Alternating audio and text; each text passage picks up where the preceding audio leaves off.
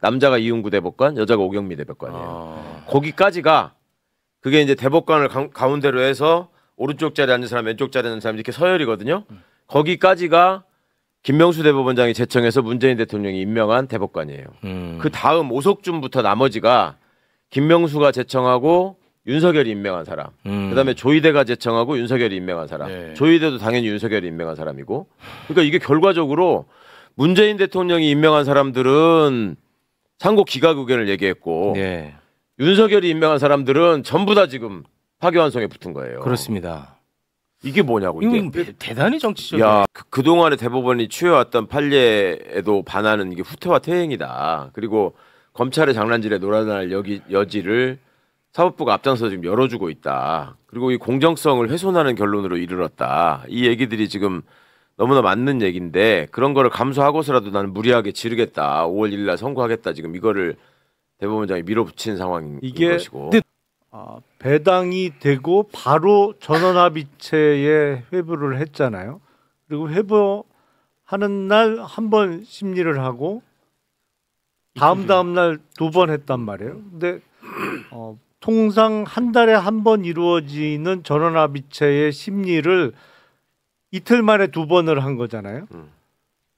일단 그리고 바로 선고 기일이 잡혔는데 원래 제대로 그냥 다른 사건하고 똑같이 절차적으로 진행이 됐다라고 하면 아무리 빨라도 6월 달에 선고가 이루어졌을 사건이란 말이에요.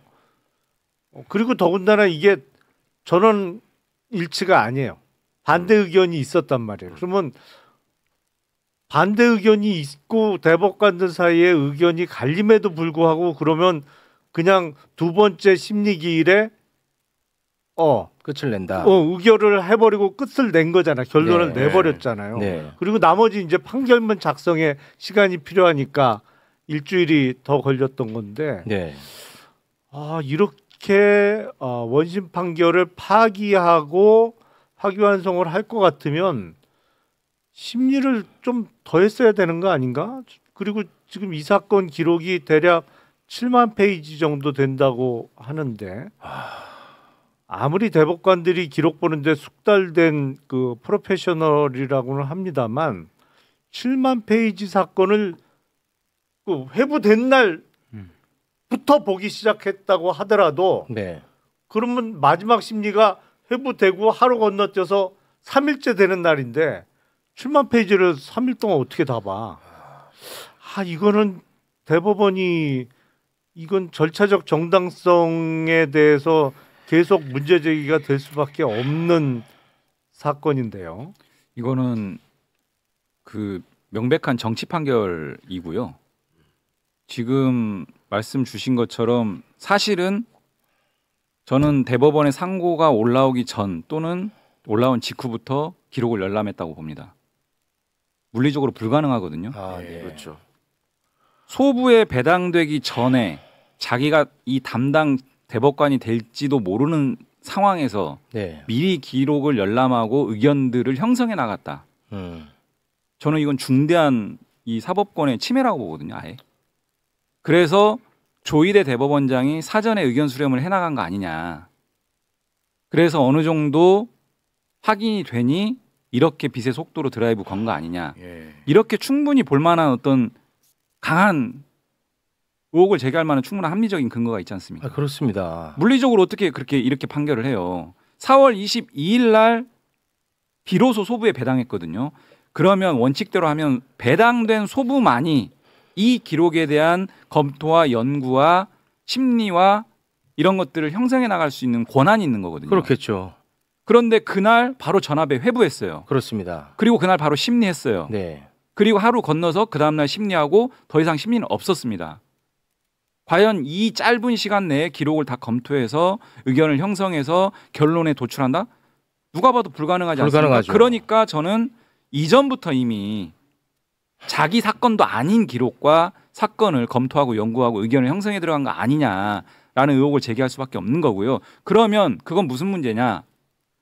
권한이 없는 대법관들이 사건에 개입한 거예요. 네.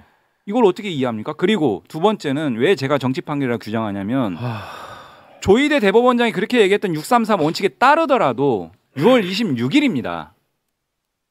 6월 26일. 네. 무슨 급한 일이 있길래 5월 1일 이 올라오고 나서 한 달 조금 지난 이 시점에 재판부 배당된 지 9일 만에 누가 뭐 쫓아옵니까?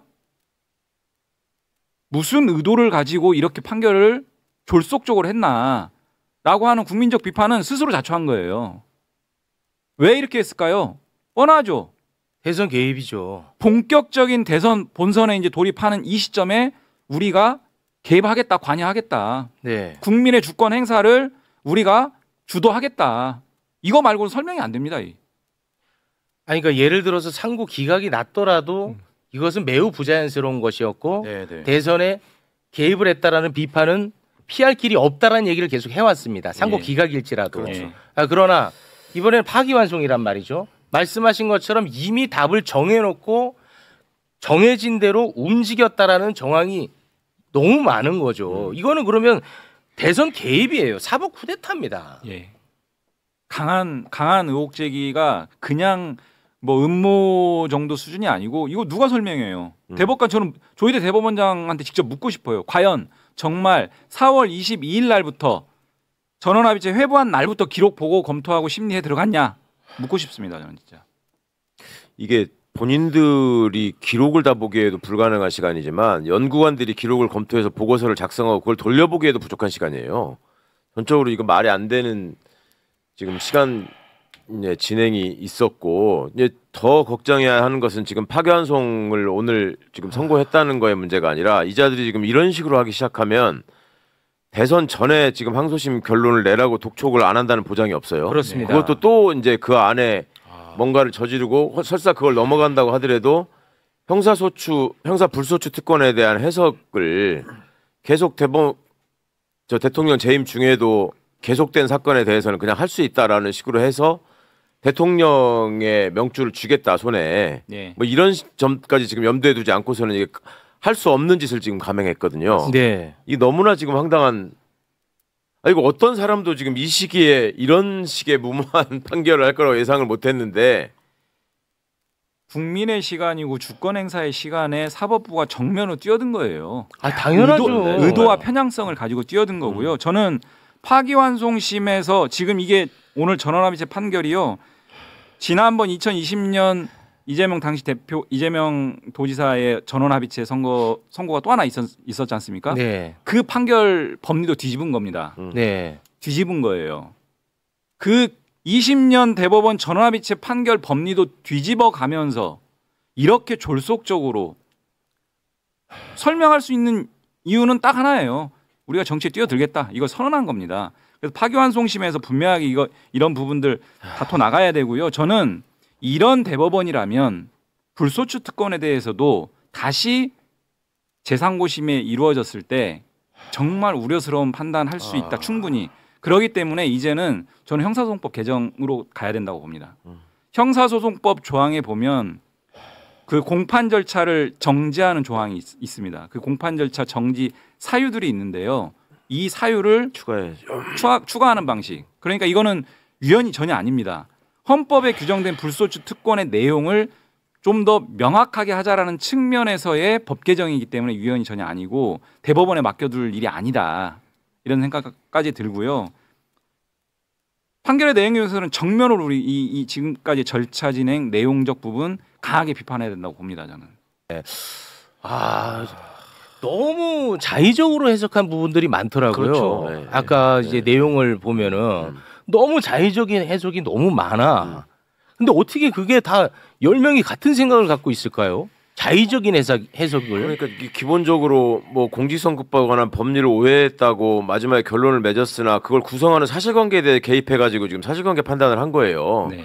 이 여기서 다뤄야 되는 사실은 골프를 했냐 안 했냐를 놓고 판단했어야 된다. 이게 사실관계에 대한 부분이거든. 네. 그거를 그냥 얘기하잖아요. 네. 이게 지금 대법원이 할 수 있는 범위를 넘어서는 판단을 지금 계속하면서 결론을 이끌어가고 이게 지금 소수견이 정확하게 지적한 것처럼 이게 그동안의 대법원이 취해왔던 판례에도 반하는 이게 후퇴와 퇴행이다. 그리고 검찰의 장난질에 놀아날 여지를 사법부가 앞장서 지금 열어주고 있다. 그리고 이 공정성을 훼손하는 결론으로 이르렀다. 이 얘기들이 지금 너무나 맞는 얘기인데 그런 거를 감수하고서라도 나는 무리하게 지르겠다. 5월 1일 날 선고하겠다. 지금 이거를 대법원장이 밀어붙인 상황인 것이고. 근데 너무 나머지가 대놓고 다- 한 거 아닙니까? 그렇죠.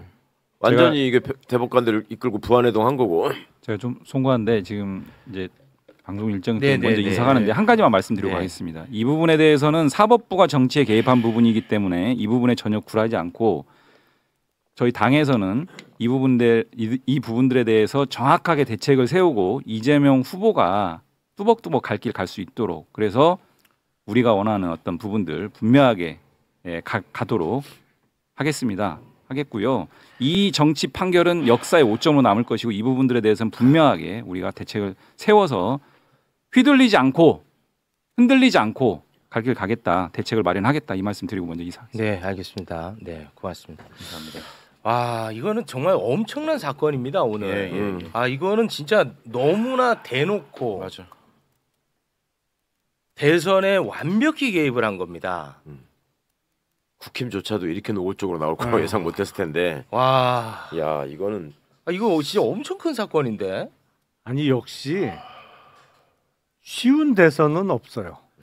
아, 사실 오늘 이런 대법원에서의 이벤트가 아니었다면 아주 뭐랄까 그렇죠. 네. 누가 봐도 쉬운 대선이잖아요. 누구나 결과를 예측할 수 있는 선거였는데 역시 쉽게 가는 대선은 없구나 이런 생각이 들었고 뭐 여기서 그 제가 좀 반농담조의 말씀을 드리면 불행 중 다행이죠. 파기자판이 아닌 게 얼마나 다행이에요. 저는 마지막에 주문 읽는 순간에 이거 아니 이게 쭉 뭐 무슨 취지인지 뭐 쭉 들었는데 야 이러다 진짜 파기자판하는 거 아니야? 이런 생각까지 순간 들었어요. 그러니까 저렇게 법리를 무시하고 나가는데. 아, 그러니까. 아니 저 저것도 자판도 정도면 할 놈이네. 그냥 맞아요. 저 정도면 네. 파기자판하고 뭐 예를 들어서 피고인은 뭐 1심형과 같은 형 아니면 뭐 예를 들어서 벌금 300만 원, 500만 원 선고해 버리면 일단 법률적으로 이게 방법이 끝나버리는 없죠. 상황이잖아요. 그래서 네. 주문 읽기 전에는 아주 틀린 말씀은 아닌 것 같아요. 야 네. 저러다 진짜 파기자판도 하겠다라는 네. 생각이 들었는데 그래도 파기환송을 해서 그 너무 이렇게 침몰해하는 것도 저는 뭐 이 또한 지나가리라. 예. 그러니까 아니, 할 뭐 수 제가- 있는 최대한의 나쁜 짓을 한 거고 이게 지금 정치행위로 밖에 볼 수 없는 게 진짜 공교롭게도 아까 조희대 대법관의 좌우에 앉아 있는 사람 있잖아요. 네. 좌우에 남자 하나 여자 하나 앉아 있었죠. 예. 그 두 분이 반대 의견 쓴 사람이야. 그 두 분이 남자가 이윤구 대법관, 여자가 오경미 대법관이에요. 거기까지가 그게 이제 대법관을 가운데로 해서 오른쪽 자리에 앉은 사람, 왼쪽 자리에 앉은 사람 이렇게 서열이거든요. 거기까지가 김명수 대법원장이 제청해서 문재인 대통령이 임명한 대법관이에요. 그 다음 오석준부터 나머지가 김명수가 제청하고 윤석열이 임명한 사람. 그다음에 조희대가 제청하고 윤석열이 임명한 사람. 네. 조희대도 당연히 윤석열이 임명한 사람이고. 그러니까 이게 결과적으로 문재인 대통령이 임명한 사람들은 상고 기각 의견을 얘기했고 네. 윤석열이 임명한 사람들은 전부 다 지금 파기환송에 붙은 거예요. 그렇습니다. 이게 뭐냐고 이게. 이건 대단히 정치적이에요. 야, 대법원마저 그렇게 대법원이- 성향으로 가려면 안 되는데. 대법원은 이런 적이 없었어요. 아니 근데 저희가 뭐 저는 이제 법을 모르지만 법률가들한테 항상 이야기를 들어오지 않았습니까? 대법은 사실관계를 다투는 것이 아니고 그렇죠. 법률심이다. 근데 사실관계에 대해서도 자기들이 자의적으로 다 판단을 해버리더라고요. 계속 사실관계에 개입해서 얘기를 하잖아요. 예. 실제로 법리 판단을 했어야 될 국회 증감법에 대해서는 이런 방구가 그 그냥 얘기는 넘어가 아예 버리고. 없어 또. 나 이건 진짜 방금 말씀하신 국회 증감법에 대한 게 법률심에서 해야 될 부분 그렇죠. 아닙니까? 예. 그거 할수 그 있는 얘기는 유일한 거라고 했죠. 단 한자도 없었습니다. 한자가 없어. 와 진짜 기가 막히네 이거. 그리고 유권자가 받아들이는 감수성에 대해서 본인들이 얘기를 해요. 예. 예상하지 못한 판결이 나왔다고 해서 문제 삼는 것이 아니라 너무 내용이 어이가 없어. 아니 이거를 받아들일 수 있는 내용이 없어요. 실제적으로 네. 구체적으로 들어가 보면 납득이 가야 될 거 아니야. 그렇잖아요. 대법원 전원합의 예. 채. 예를 들어서 우리가 놓친 부분이 있다든가 그렇죠. 그런 게 아니라니까 이게 그리고 너무 노골적이에요. 너무 그렇죠. 노골적으로. 네. 직위원 음. 내 판단에 대해서 아무 말도 하지 않았던 조이대 그때부터 저희가 사실 걱정을 굉장히 많이 했었음에도 예. 불구하고 예. 이렇게까지 노골적으로 할 수는 없다라는 그렇죠. 그 기본적인 상식 때문에 이런 결과를 예측하지 못했던 거 아니겠습니까? 그렇죠. 최소한 대법원이 지켜왔던 그간의 선이라는 게 있고 본인들이 반복해서 제시했던 판례가 있기 때문에 그리고 그 판례를 만든 사람들이 현재 또 대법관으로 20년 그렇습니다. 관여를 했기 때문에 네. 더더욱 아니 그러면은 6개월 전에 그 소부에서 했던 그 판결을 항소심에서 고스란히 그렇죠. 인용을 그대로 했거든요. 인용한 거죠. 예. 그럼 그때 함께했던 그 사람들조차도 자기 판단에 대해서도 지금 바뀐 거잖아요. 그렇죠. 예. 그리고 그 사람들이 그때 거기에서 그렇게 판결한 게 문제였으면 그때 전압에 회비를 했어야 돼요. 그때. 그러니까 예, 예. 근데 이거를 나 진짜 물론 이제 오늘 상고 기각이 됐으면 적어도 공직선거법 위반과 관련한 거는 클리어가 되는 거였는데 그게 안 되는 결론이 나왔지만 제가 아까 잠깐 얘기한 대로 야 저기서면 파기자판하겠다라는 그러니까요. 생각까지 네, 들었는데 네, 그게 네. 아니었기 때문에 무슨 그 피선거권이나 뭐 바뀐 건 크게 없어요. 그냥 네. 선거법 사건이 다시 서울 고등법원으로 되돌아갔다는 사실 정도가 지금 방금 추가가 된 거기 때문에 글쎄 너무 이렇게 낙담하고 네, 뭐 절망하실 일은 할 아니에요. 상황은 전혀 아니다. 네. 예. 네. 이유 여지를 말씀드리겠습니다. 이 사건은 제20대 대통령 선거 더불어민주당 소속 후보자로 출마하였던 피고인에 대한 허위사실 공표에 의한 공직선거법 위반 사건입니다. 검사는 피고인의 김문기 관련 발언과 백현동 관련 발언에 대하여 공직선거법 제250조 제1항의 허위사실 공표로 공소를 제기하였습니다. 제1심 법원은 김문기 관련 발언 중 골프 발언 부분과 백현동 관련 발언에 대하여는 유죄로 김문기 관련 나머지 발언 부분에 대하여는 무죄로 판단하였습니다.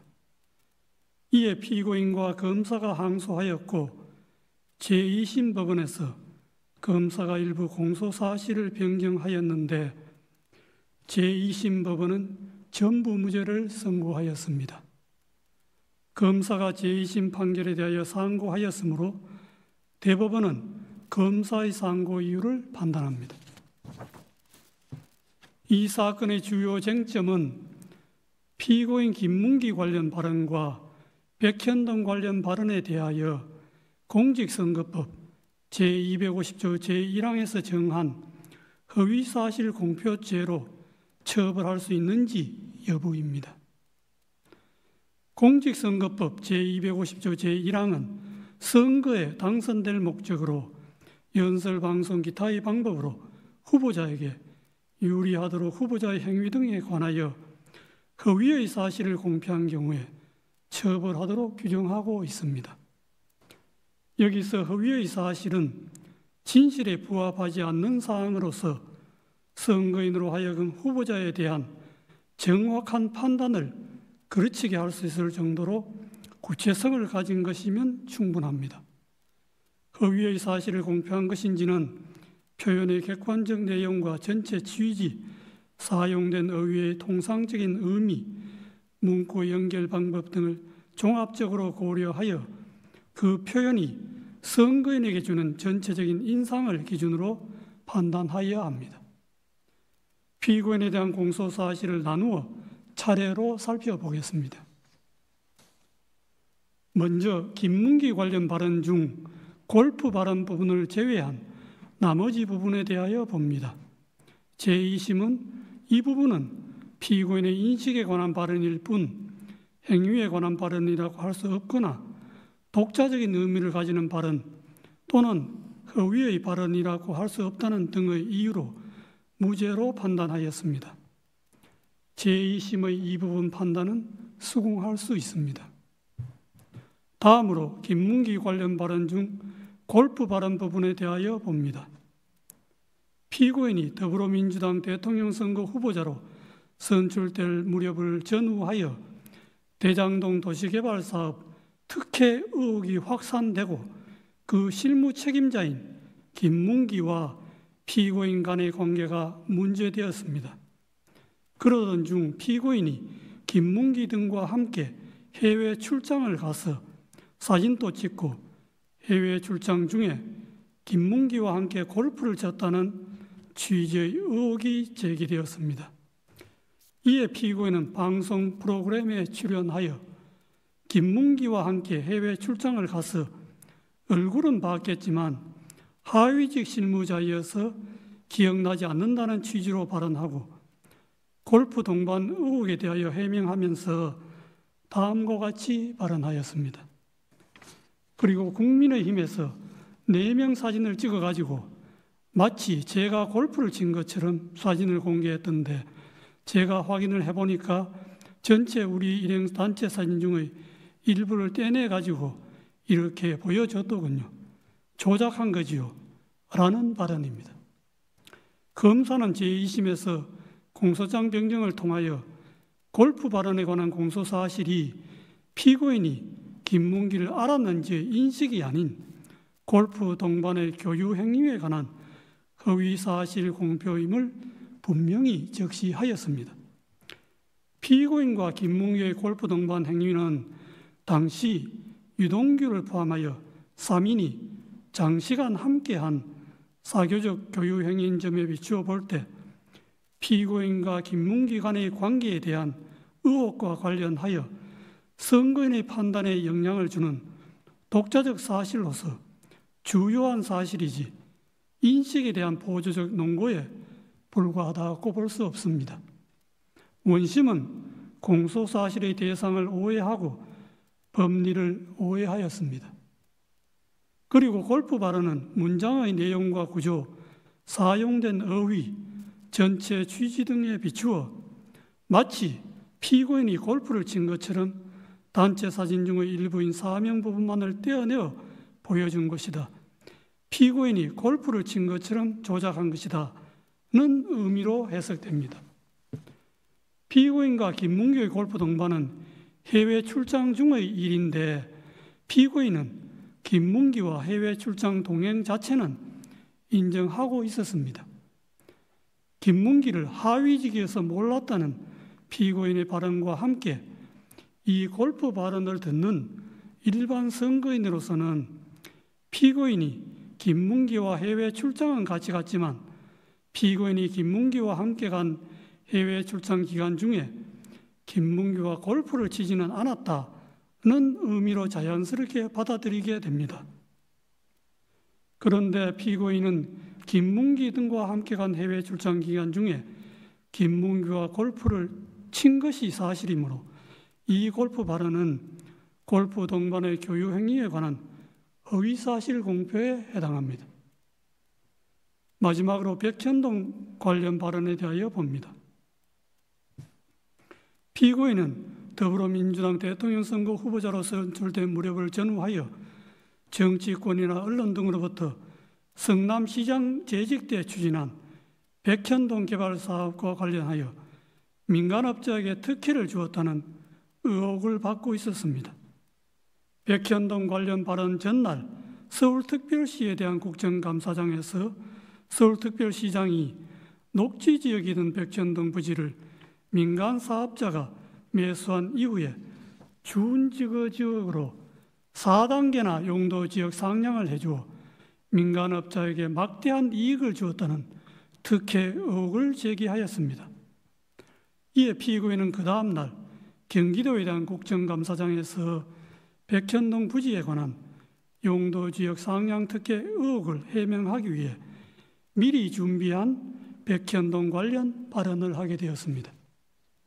백현동 관련 발언은 질의자가 전날 서울특별시장이 국정감사장에서 들어보인 백현동 부지에 관한 4단계 용도지역 상향 특혜라고 기재되어 있는 패널과 동일한 패널을 경기도에 대한 국정감사장에서 제시한 후 거기에 조작이라는 스티커를 붙이고 나서 피고인에게 제기된 백현동 개발 사업 특혜 의혹 전반을 설명하면서 백현동 부지의 4단계 용도지역 상향이 피고인이 준 특혜라고 하는데 그것이 맞느냐는 취지의 하나의 주제에 관한 질문에 대하여 피고인이 한 하나의 답변으로 자연스럽게 연결된 발언입니다. 따라서 그 연결된 발언 전부의 내용이 일반 선거인에게 주는 전체적인 인상을 기준으로 발언의 의미를 해석하여야 합니다. 당시 피고인에 대하여 제기된 의혹이나 질의자가 제시한 패널과 질의 모두 백현동 부지의 용도지역 상향과 관련된 것이었습니다. 백현동 관련 발언을 접하는 일반 선거인의 관심도 백현동 부지에 집중되어 있었습니다. 그러므로 피고인의 답변도 백현동 부지의 용도지역 상향과 관련된 발언으로 판단됩니다. 피고인의 백현동 관련 발언은 두 가지입니다. 첫째, 국토부가 혁신도시법 제43조 제6항의 의무조항을 들어 용도지역 변경을 압박하였다는 취지의 발언.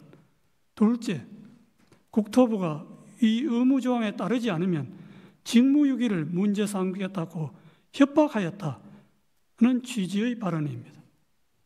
이 발언의 내용을 보면 그냥 단순히 국토부의 압박과 협박을 받았다는 막연하고 추상적인 표현이 아니라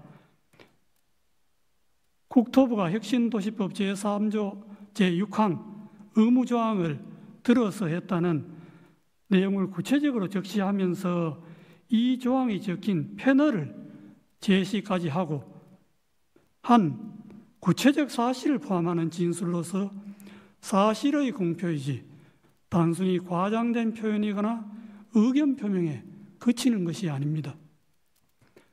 의무조항을 들어 압박하였다는 취지의 발언에 관하여 보면 용도지역 상향은 성남시가 자체적 판단에 따라 추진한 것이었고 용도지역 상향 단계에서 국토부가 성남시에 의무조항을 들어 압박한 일은 전혀 없었습니다. 성남시가 먼저 국토부의 종전협조 요청 공문이 혁신도시법 제43조 6항의 의무조항에 근거한 것인지 상위교획에 제촉됨에도 식품연구원의 요청대로 주거지역으로 용도 변경이 가능한지 묻는 내용으로 국토부에 공문으로 질의하였습니다. 이에 대하여 국토부는 종전협조 공문은 혁신도시법 제43조 제6항의 의무조항과 무관하고 용도지역 변경은 성남시가 적이 판단하여야 할 사항이라고 성남시의 공문으로 분명하게 회신하였고 그 후에도 국토부의 입장에는 아무런 변화가 없었습니다. 그런데도 피고인은 이에 명백히 배치되는 허위의 발언을 하였습니다. 직무유기를 문제 삼겠다고 협박하였다는 취지의 발언에 관해 보면 용도지역 상향과 관련하여 국토부가 성남시에 직무유기를 문제 삼겠다고 협박한 사실이 전혀 없는데도 피고인은 이와 같은 허위의 발언을 하였습니다. 피고인의 백현동 관련 발언은 선거인들에게 국토부가 피고인이 시장으로 했던 성남시에 혁신도시법 제43조 제6항의 의무조항을 들어 압박을 가해도 되지 않자 직무유기를 문제 삼겠다고 협박까지 해서 피고인이 어쩔 수 없이 부득이 용도지역을 상향하게 되었구나 하는 잘못된 인상을 주기에 충분하고 이와 같은 피고인의 의무조항 압박 발언과 직무유기 협박 발언은 독자적으로 선거인의 판단에 영향을 줄 만한 구체적이고 핵심적인 내용에 해당합니다. 민주주의의 요체는 공적 관심사에 대한 자유로운 의사의 표현과 활발한 토론에 있으므로 민주주의 실현 과정인 선거 절차에서도 선거의 공정성을 해하지 않는 범위 내에서 정치적 표현의 자유가 충실하게 보장되어야 합니다. 다만 정치적 표현의 자유가 보호되는 정도는 그 표현의 주체와 대상 등에 따라 달라질 수 있습니다. 공직을 맡으려는 후보자가 자신에 관한 사항에 대하여 국민에게 허위 사실을 공표하는 국면에서는 일반 국민이 공인이나 공적 관심사에 대한 의견과 사상을 표명하는 경우와 같은 의미와 정도의 표현의 자유가 허용될 수는 없습니다. 공직선거법 제250조 제1항에서 허위사실 공표죄를 처벌하는 것도 이러한 배경에서 이해되어야 합니다. 공직선거법 제250조 제1항의 허위사실 공표죄는 후보자의 정치적 표현을 구제하는 측면 외에도 주권자인 국민이 올바른 정보의 토대 위에서 정치적 의사를 형성하고 선거를 통해 흠없이 주권자로서의 의사를 표현할 수 있도록 보장하는 측면을 아울러 가집니다. 후보자의 어떤 표현이 허위사실 공표에 해당한지를 판단할 때에는 후보자의 정치적 표현, 특히 의견과 사상의 영역에 속하는 정치적 표현이 과도하게 제한되지 않도록 유의하면서도 공정한 선거를 통하여 보호하고자 하는 선거인의 알 권리와 그의 바탕을 둔 선거권 등 선거인이 국민으로서 가지는 헌법상의 기본권을 충실한 보장 요청을 고려해야 합니다. 표현의 의미는 후보자 개인이나 법원이 아닌 선거인의 관점에서 해석해야 하고 어느 정도의 허위사실이 후보자의 표현의 자유란 이런 말에 용인될 수 있는지는 그 허위사실이 선거인의 공정한 판단에 영향을 미치는 정도에 따라 판단하는 것도 이러한 고려의 결과입니다. 이 사건에서 피의원의 김문기 관련 발언 중 골프 발언 부분과 백현동 관련 발언은 피의원의 공직 적격성에 관한 선거인의 정확한 판단을 거르칠 정도로 중요한 사항에 관한 허위사실의 발언이라고 판단되므로 후보자의 표현의 자유라는 이런 말에 허용될 수가 없습니다. 이러한 판단에 따라 이 사건의 결론에 관하여 봅니다. 김문기 관련 발언 중 골프 발언을 제외한 나머지 부분은 공직선거법 제250조 제1항에서 정한 허위사실 공표죄로 처벌할 수 없습니다. 김문기 관련 발언 중 골프 발언은 피의원이 김문기와 함께 간 해외 출장 기간 중에 김문기와 골프를 치지 않았다는 의미로 해석되고 이는 후보자의 행위에 관한 허위사실의 공표에 해당합니다.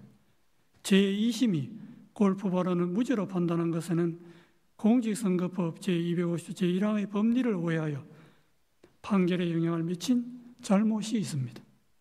백현동 관련 발언은 피의원이 국토부로부터 혁신도시법 제43조 제6항의 의무조항에 근거한 용도지역 변경 압박을 받고 어쩔 수 없이 용도지역 상향을 하게 되었고 그 과정에서 국토부로부터 직무유기를 문제 삼겠다는 협박까지 받았다는 의미로 해석되고 이는 후보자의 행위에 관한 허위사실의 공표에 해당합니다.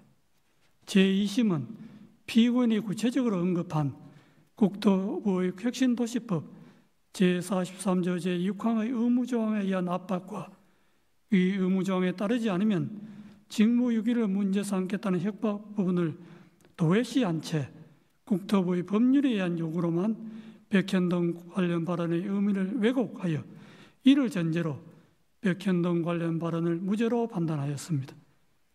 이러한 제2심의 판단에는 공직선거법 제250조 제1항의 법리를 오해하여 판결에 영향을 미친 잘못이 있습니다. 결론적으로 피의원 김문기 관련 발언 중 골프 발언 부분과 백현동 관련 발언 부분은 공직선거법 제250조 제1항의 허위사실 공표죄에 해당한다는 것이 대법원의 다수 의견입니다.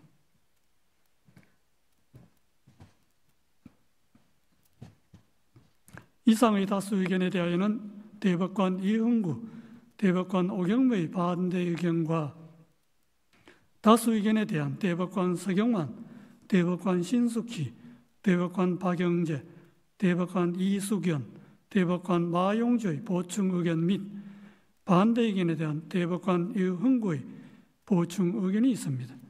그중 반대 의견의 요지는 다음과 같습니다. 김문기 관련 발언 중 골프 발언과 백현동 관련 발언을 공직선거법 제250조 제1항이 정한 허위사실 공표로 인정한 다수 의견의 논거와 결론에 동의할 수 없습니다. 그 이유는 다음과 같습니다. 골프 발언과 백현동 발언의 의미를 확정하고 그 허위성을 판단하는 다수 의견의 방식은 선례에서 제시한 방식이나 이를 기반으로 한 다수 의견의 새로운 법리에도 부합하지 않는 방식입니다. 오히려 선례나 다수 의견은 새로운 법리에 충실하게 골프 발언과 백현동 발언의 의미를 해석하면 다수 의견과 다른 의미로도 해석될 수 있습니다. 다수 의견이 제시한 법리들을 바탕으로 각 발언의 의미를 확정하고 그 의성을 판단하면 두 발언은 모두 허위사실 공표에 해당한다는 점에 관한 범죄의 증명이 부족하여 무죄입니다. 대법원은 오랫동안 공직선거법상 허위사실 공표죄 사건에서 정치적 표현의 자유를 최대한 보장하는 등 민주주의 헌법 질서의 발전을 위하여 노력하면서 정치적 표현의 자유가 지나치게 제한되지 않도록 허위사실 공표죄의 성립 범위를 제한하고 축소하는 법리를 일관되게 선언하여 왔습니다.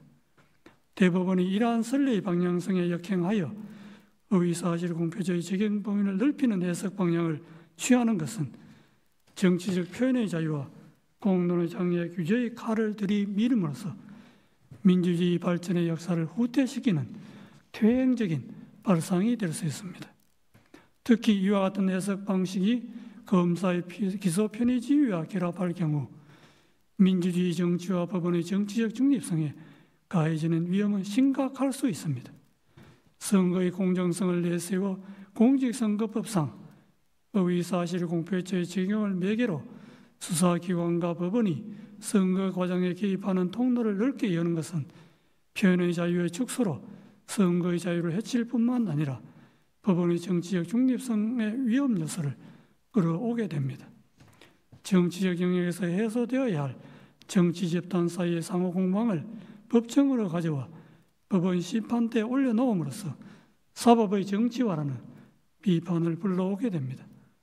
정치적 표현의 자유를 확장해온 선례의 태도는 법원의 정치적 중립성을 지켜주는 울타리이기도 하므로 존중되어야 마땅합니다. 먼저 김문기 관련 발언 중 골프 발언에 관하여 봅니다. 골프 발언은 궁극적으로 과거 6, 7년 전에 있었던 발언자의 행위나 교육관계에 관한 기억을 주제로 한 발언에 불과하고 국민의힘에서 공개한 사진이 조작되었다는 다른 의미로 해석될 여지가 큼에도 다른 합리적 해석의 가능성을 배제한 채 공소사실에 부합하는 취지로만 해석하는 다수 의견은 정치적 표현의 자유와 선거운동의 자유의 헌법적 의의와 중요성을 충분히 고려하지 않은 결과로서 재형법정주의나 의심스러울 때는 피고인에게 유리하게라는 형사법의 기본 원칙에도 반합니다. 다음으로 백현동 발언에 관하여 봅니다. 백현동 발언은 전체적으로 의견 표명에 해당하고 세부 사항에서 진실과 약간 차이가 있거나 다소 과장된 표현이 있다 하더라도 이를 허위의 사실이라고 볼 수 없습니다.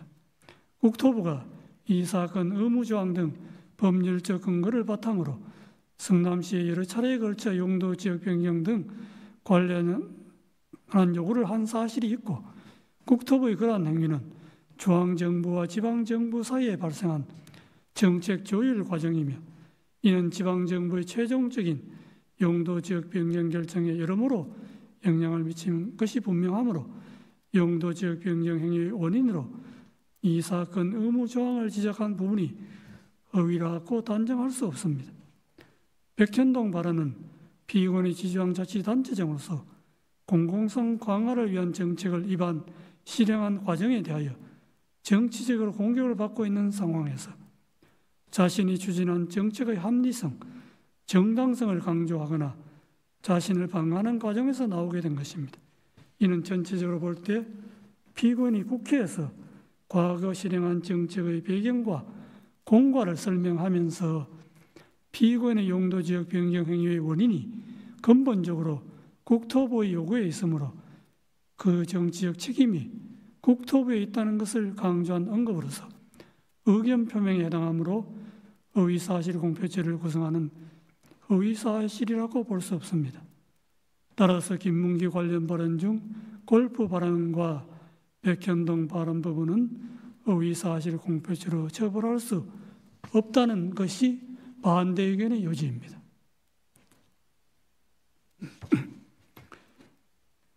이것으로 이유 요지의 설명을 마치고 이제 주문을 낭독하겠습니다. 다수 의견에 따라 다음과 같이 판결합니다. 원심 판결을 파기하고 사건을 서울 고등법원에 환송한다. 이상으로 오늘 판결 선고를 모두 마치겠습니다.